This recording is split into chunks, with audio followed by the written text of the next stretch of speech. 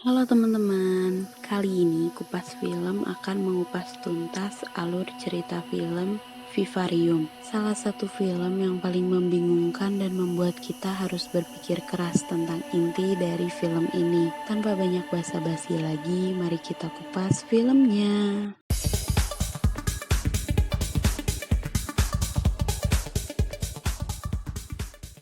Gemma adalah seorang guru TK. Dia memiliki seorang kekasih bernama Tom. Mereka berencana untuk tinggal bersama. Jadi Gemma mendatangi sebuah agen perumahan untuk melihat-lihat rumah yang akan mereka tinggali. Mereka datang dan bertemu dengan Martin, orang yang mempromosikan tentang perumahan yang perusahaan mereka jual. Martin tampak aneh. Tom menyadari keanehan yang ada dalam diri Martin. Yonder, perusahaan yang mereka tawarkan sangat murah dan bisa laku kapan saja. Jadi sebelum kehabisan, Gemma dan Tom diminta untuk segera membeli salah satu rumahnya. Tom dan Gemma diajak untuk melihat-lihat perumahan Yonder. Mereka menyetujui itu. Semua desain rumah di perumahan Yonder sama dan sangat sulit membedakannya. Mereka diarahkan untuk melihat rumah nomor 9. Tempatnya sangat nyaman dan rapi. Tom dan Gemma melihat semua ruangan dan kamar yang ada di rumah tersebut. Ada sebuah kamar dengan warna biru yang disediakan untuk bayi laki-laki. Ketika melihat ke halaman rumah belakang, mereka tidak menemukan keberadaan Martin. Mobil Martin juga hilang. Karena khawatir tentang apa yang akan terjadi, Tom meminta Gemma untuk segera pergi dari sana. Ketika dalam perjalanan, mereka tidak dapat menemukan jalan keluar dari perumahan ini. Jalannya tampak tak berujung. Itu membuat Gemma maupun Tom merasa sangat stres. Tidak ada sinyal di daerah tersebut. Saat mencari jalan keluar, mereka terus kembali ke rumah nomor 9. Aneh banget pokoknya. Gemma dan Tom memutuskan untuk tinggal satu malam karena sudah terlalu larut untuk mencari jalan keluar. Keesokan harinya, Tom memanjat atap rumah untuk melihat kondisi sekitar dari atas. Tapi apa yang dilihat Tom begitu mengejutkan. Daerah itu tampak tak berujung. Tom dan Gemma berencana untuk mengikuti arah matahari. Mereka melewati banyak rumah dari pagi hingga malam. Tentu saja hal tersebut membuat Gemma dan Tom sangat kelelahan. Matahari sudah terbenam. Tom dan Gemma yang putus asa menemukan sebuah cahaya di salah satu rumah. Mereka memutuskan untuk masuk ke rumah tersebut. Tapi ternyata rumah itu adalah rumah nomor 9 yang mereka tempati. Sejauh apapun Tom dan Gemma pergi, mereka kembali lagi ke rumah nomor 9 yang mereka tempati. Ada sebuah dus yang disimpan di dekat mobil mereka. Ternyata isinya adalah perlengkapan sehari-hari dan makanan. Tom yang sudah sangat kesal memilih untuk membakar rumah nomor 9 dengan harapan asap dari kebakaran tersebut bisa dilihat oleh orang lain.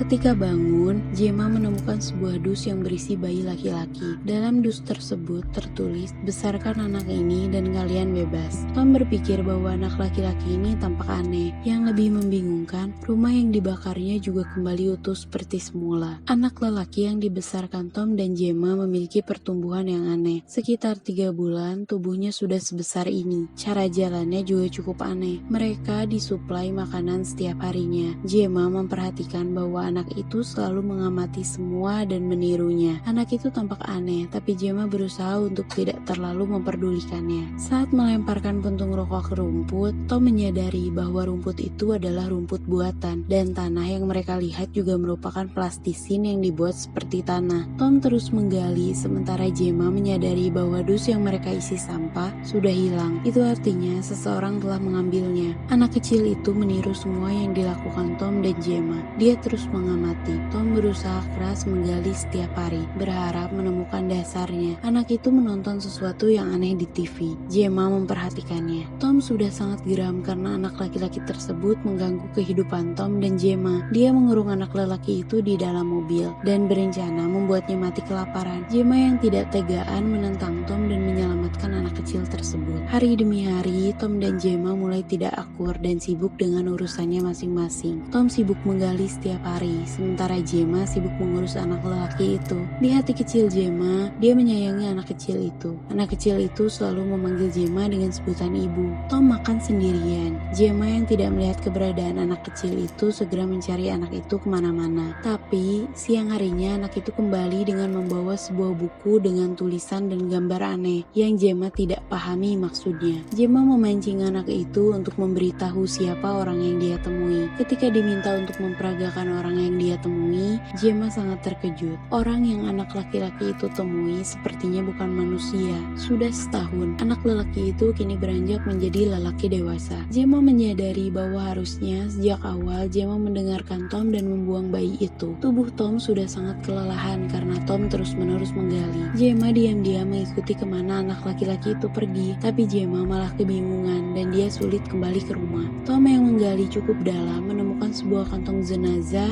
yang tertimbun di dalam sana. Dia segera naik ke atas dan mencari Gemma. Gemma juga kebingungan mencari Tom. Mereka akhirnya bertemu. Kondisi tubuh Tom sudah semakin memburuk. Ketika akan masuk ke dalam rumah, lelaki itu mengunci pintunya. Tom dan Gemma akhirnya tidur di dalam mobil. Kondisi Tom kian memburuk. Lelaki itu hanya mengatakan bahwa mungkin sekarang waktunya Tom dibebaskan. Tom sudah sangat kesakitan. Dia butuh energi. Tubuhnya juga butuh diistirahatkan di tempat yang nyaman. Gemma dan Tom saling membicarakan tentang kenangan mereka. Tom tiba-tiba tertidur, tapi Gemma menyadari bahwa Tom sudah tidak bernafas. Tom meninggal. Lelaki itu kembali dengan membawa kardus berisi kantong jenazah. Dia memasukkan Tom ke dalam kantong jenazah dan melemparkan Tom ke dalam lubang galian Tom. Gemma tidur di dalam mobil. Ketika melihat anak lelaki itu keluar, Gemma memutuskan untuk membaku hantam wajah lelaki itu. Gemma mencangkul wajah lelaki itu, tapi anehnya wajah lelaki itu berubah menjadi sangat menyeramkan. Lelaki itu juga berjalan dengan tangan dan kakinya. Dia membuka aspal dan kabur ke sana. Gemma mengikuti lelaki itu. Gemma terjatuh. Dia seolah berada dalam dunia paralel yang menakutkan. Hingga akhirnya Gemma terjatuh di tangga dan kembali lagi ke dalam rumahnya dengan keadaan kondisi tubuh yang sudah sangat memburuk. Gemma berjalan sempoyongan keluar rumah. Sementara lelaki itu mengatur rumah agar kembali terlihat seperti rumah baru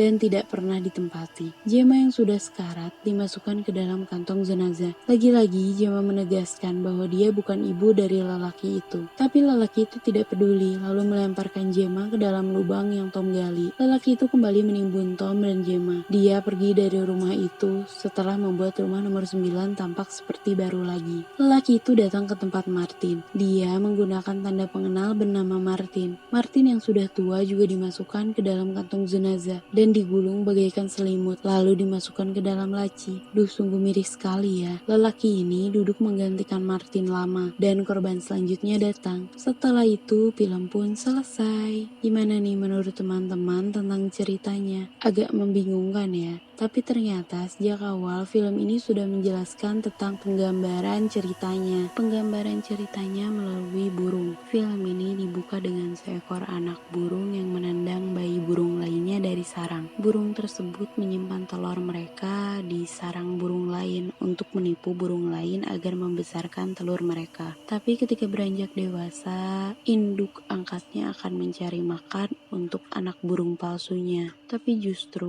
malah induknya atau burung dewasa ini yang akan dimakan. Mungkin film ini berusaha mengangkat konsep tersebut antara manusia dengan makhluk aneh yang dibesarkan oleh manusia. Menurut teman-teman gimana nih pendapatnya? Tulis di kolom komentar ya. Untuk teman-teman jangan lupa kalau suka dengan video ini, silahkan klik like, komen, dan subscribe. Dan nyalain juga lonceng notifikasinya ya, jadi teman-teman bisa tahu tentang update video baru channel ini. Terima kasih sudah menonton videonya sampai akhir.